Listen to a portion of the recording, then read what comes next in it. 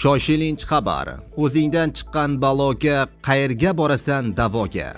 Samarqandda kadastr xodimi va sobiq soliqchining noqonuniy qilgan ishlarini ko'ring.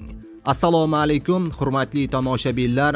O'zbekistonda va jahonda sodir bo'layotgan so'nggi va dolzarb yangiliklarni, xabarlarni o'tkazib yubormaslik uchun hoziroq like bosib qo'yishni unutmang.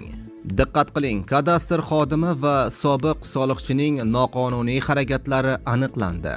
Davlat xavfsizlik xizmati va Bosh prokuratura huzuridagi departament xodimlari hamkorligida o'tkazilgan tezkor tadbirda Davlat kadastr palatasining Samarqand viloyati boshqarmasi Pastdarg'om tumani filiali kadastr muhandisi o'zining vakolatli tanishlari orqali mahalliy fuqaroga tegishli 2 sotiq yer maydonining kadastr pasportini davlat ro'yxatidan o'tkazib berish evaziga 2500 AQSh dollari olgan vaqtida ushlandi.